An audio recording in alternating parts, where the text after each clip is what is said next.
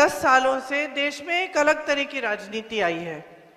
ये नेता इंदिरा जी के समान नहीं है, राजीव जी के जैसे नहीं है, सोनिया जी के जैसे नहीं है, अपने पहले नेताओं वाजपेयी जी के जैसे भी नहीं है, जो भाजपा के नेता थे।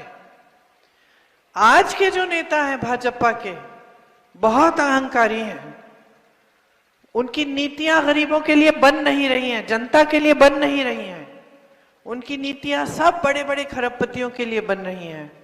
उनकी नीति सिर्फ ये है कि किस तरह से हम सत्ता रखेंगे, चाहे कुछ भी करना हो, झूठ बोलने हो, सत्ता को पकड़ के रखना है, जनता को गुमराह करना हो, जनता से धर्म के नाम पे वोट मांगना हो, जनता से शपथ दिलवाना हो कि राम भगवान के नाम या अपने धर्म के नाम हम सिर्फ भाजपा को वोट देंगे।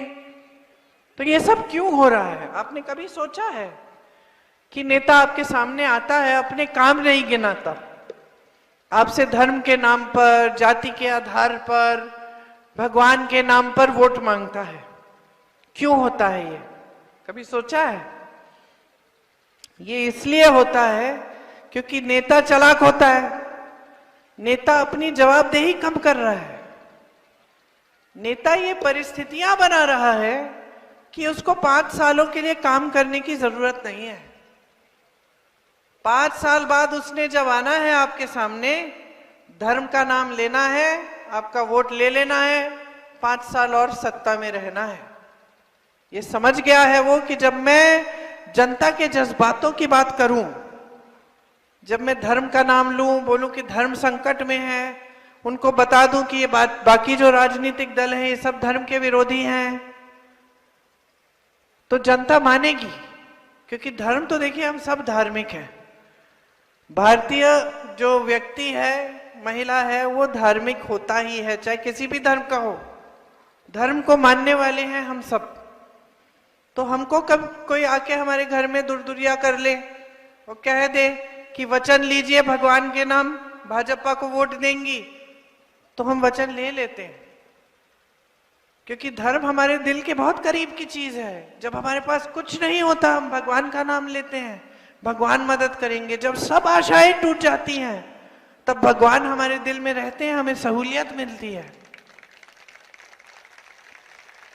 लेकिन आज की जो राजनीति है वो इसी जज्बात का इस्तेमाल कर रही है। वो इसी बात का इस्तेमाल कर रही है कि जनता भगवान के नाम पर कुछ भी कर लेगी। और इनको यह एहसास हो गया है कि हम जनता को भगवान के नाम पर, धर्म के नाम पर पकड़ के रखेंगे तो हमें सत्ता मिलेगी और हमें काम करने की कोई जरूरत नहीं है। इसलिए इनके बड़े से बड़े नेता, मोदी जी जो देश के प्रधानमंत्री हैं, इतना बड़ा पद संभाले हैं, इतनी सत्ता है, भारी बहुमत से जीते, 1 बार नहीं 2 बार, लेकिन आपके सामने आकर अपने काम नहीं गिनाते। आपके सामने आकर जो आपके मुद्दे हैं उसकी बात नहीं करते। मेरे पिताजी भी प्रधानमंत्री थे, मेरी दादी जी भी प्रधानमंत्री थी, 2 बार। पिताजी भी 1 बार प्रधानमंत्री रहे। पिताजी जब हमें प्रचार करने के लिए भेजते थे अमेठी, हम 17-18 साल के थे, तो हम पूछते थे पिताजी किस चीज की बात करें? वो कहते थे हमारे काम की बात करो बेटा, बताओ जनता को कि हम BHEL लाए, HAL लाए, बड़े बड़े उद्योग लाए, हमने सड़कें बनाई, यहाँ ऊसड़ जमीन थी, हम ऊसड़ को में हरियाली लाने का प्रोग्राम लाए, हमने जो सड़कें बनाई उनको बताओ और फिर उनको समझाओ कि हम क्या करना चाहते हैं, किस तरह से उनको विकसित करना चाहते हैं। आज के प्रधानमंत्री बड़े से बड़े चुनावी मंच पे आते हैं, आपको बोलते हैं सावधान रहिए, कांग्रेस पार्टी आपके भैंस चुराएगी। ये कोई बात है? कोई बात है? हाँ, हंसने वाली बात है, लेकिन साथ साथ दुख की बात भी तो है। इतना बड़ा पद है, जनता के प्रति जवाबदेही नहीं है, जिम्मेदारी ही नहीं है। सबसे पहले तो जनता के सामने सच तो बोलिए। आप कहते हैं कि सब धर्म विरोधी पार्टियां हैं। कैसे कह सकते हैं ऐसी बात? कैसे कह सकते हैं ऐसी बात कांग्रेस पार्टी के बारे में, जिसने पूरा आजादी का आंदोलन धर्म की सीख पर किया। महात्मा गांधी सबसे बड़े धार्मिक इंसान, इसीलिए तो महात्मा कहते हैं हम उनको गोली मारी, उनके मुंह से क्या निकला? हे राम।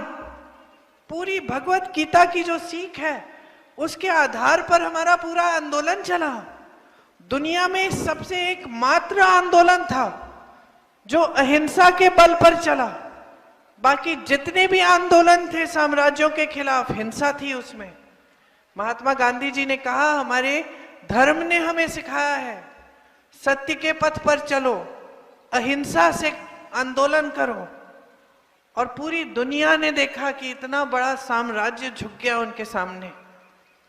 और ये लोग कहते कि कांग्रेस पार्टी जिसकी नींव धर्म पे ही डली कि हम धर्म के खिलाफ हैं, कहते हैं हम एक्सरे मशीन लेके आपके घरों में आएंगे, आपके मंगलसूत्र चुरा देंगे, आपके गहने चुरा लेंगे। 70 साल से देश आजाद है, 55 सालों से कांग्रेस की सरकार रही, किसी ने आपके मंगलसूत्र पे आंच आने दी? इंदिरा जी ने अपने गहने देश को दिए जब जंग था। मेरी मां का मंगलसूत्र तो कुर्बान हुआ है देश के लिए। फिर भी ऐसी ऐसी बातें चुनाव के समय कभी पकड़ लेंगे हमारे घोषणा पत्र को। अपना तो घोषणा पत्र पता नहीं बनाया है कि नहीं, कि एक सनक है हमारी घोषणा पत्र के बारे में बात करते रहते हैं। उन्होंने तो कोई घोषणा नहीं की है कि क्या करने जा रहे हैं आपके लिए। हमारा घोषणा पत्र लेते हैं, उसको पढ़ते भी नहीं है, और जो घोषणा पत्र में नहीं लिखा है अपने दिमाग से बना के कहानी की तरह आपको सुना देते हैं कि हम आपकी सारी संपत्ति ले जाएंगे, भगवान जाने क्या क्या करने जा रहे हैं हम।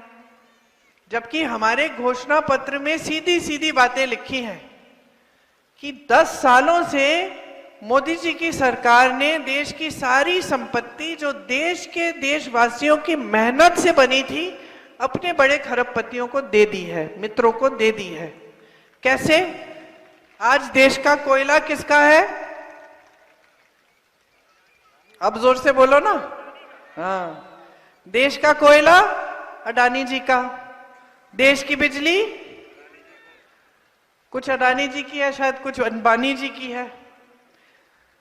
देश के बंदरगाह, देश के हवाई अड्डे, देश की सड़कों का ठेका, मतलब जितनी भी देश की संपत्ति है वो सारी बड़ी बड़ी खरबपति मित्रों को दे दी गई है।